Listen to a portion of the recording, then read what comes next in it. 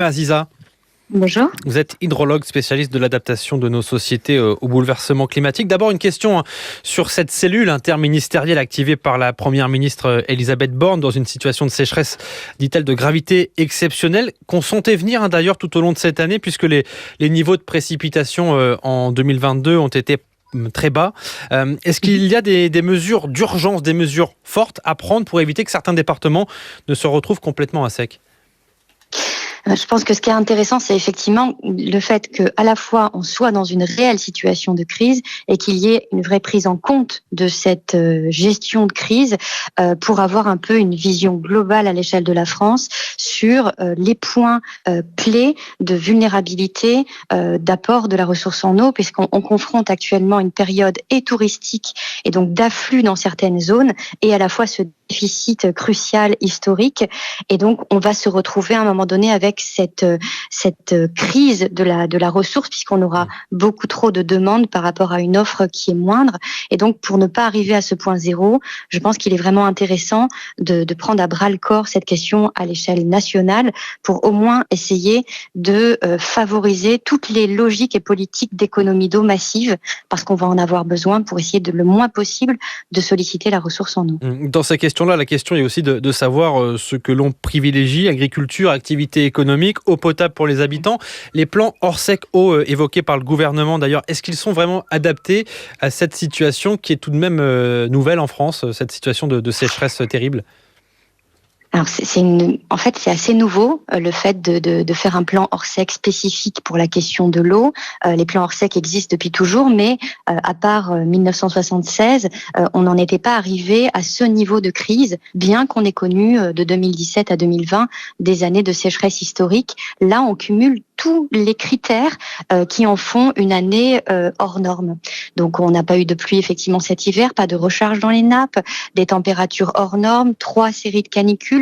Donc, on arrive sur une situation qui nécessite le fait de mettre en œuvre de nouvelles politiques de gestion de crise. Donc, il va falloir voir comment elles vont être mises en place. Mais c'est c'est quelque chose d'assez nouveau, mais de toutes les façons essentiel à prendre en considération. Est-ce que ça veut dire, selon vous, que le gouvernement a pris conscience de la gravité de la crise ? En tous les cas, c'est vraiment le sentiment que j'en ai aujourd'hui, puisque tous les signaux sont plutôt une activation de la gestion de crise, alors qu'avant, on était un peu plus dans une logique de on va créer une carte pour évaluer dans les 3 prochains mois quelles seront les zones qui seront les plus fragiles et vulnérables. Mais il suffit de regarder les déficits de pluie et les niveaux des nappes pour le comprendre. Et ça, c'est pas quelque chose qui va nous aider de manière factuelle. Ce qui nous aide, c'est les prises de décision très fortes sur les utilisateurs de l'eau, puisque s'il y a moins d'eau, il faut faire des choix. Et donc, les choix ne doivent pas être qu'à l'échelle domestique. Il faut aussi faire des choix sur le plan agricole, industriel, sur les centrales thermiques, tous ces utilisateurs de l'eau qui se partagent cette ressource avec au milieu, il faut jamais l'oublier, le vivant, c'est-à-dire ce milieu de la rivière qui est aujourd'hui complètement à l'agonie. Il fait en plus très chaud cet été, Emma Aziza. On pourrait avoir encore un épisode caniculaire dès la semaine prochaine, et pourtant, on ne le cesse de le répéter, il faut absolument économiser cette eau. On a bien compris qu'il y a des choix politiques importants qui doivent être pris dans les toutes prochaines heures, les prochains jours en tout cas, mais au quotidien, quels sont les gestes aussi que l'on doit peut-être tous faire individuellement ? Est-ce que le fait de prendre moins de douches, de ne pas prendre de bain, est-ce qu'on peut avoir un impact à l'échelle individuelle ? Alors, on peut avoir effectivement un impact très fort sur la ressource.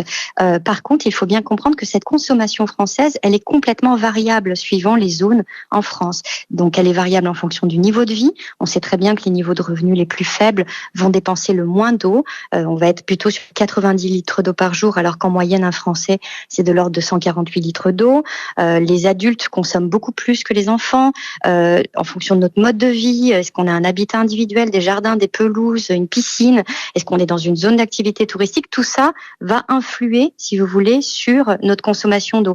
Donc, si on est dans le Nord-Pas-de-Calais, on va consommer à peu près 109 litres d'eau par jour. Si on est dans les Provence-Alpes-Côte d'Azur, on est plutôt sur 228 litres d'eau par jour. Donc, en fait, tout le monde ne va pas devoir faire le même effort.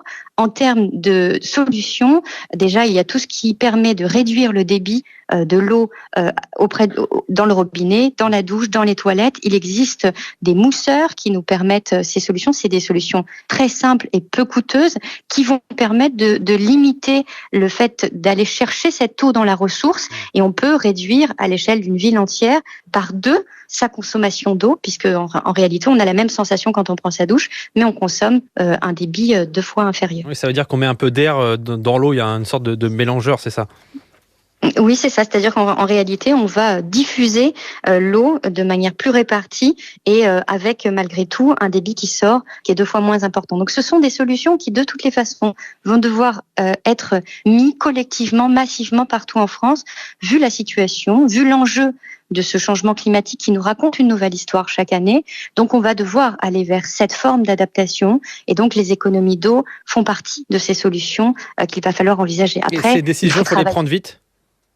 Et ces décisions, il faut les prendre tout de suite. Il y a des villages, notamment en Ardèche, il y a 2 ans, lorsqu'il y avait des sécheresses intenses, où les collectivités ont décidé de distribuer ces solutions gratuitement auprès des populations. Et on s'est rendu compte que très vite, en l'espace d'une semaine, tout le monde a mis en œuvre ces solutions, et on a limité ce passage dans une situation de crise où on n'avait plus d'eau dans le robinet.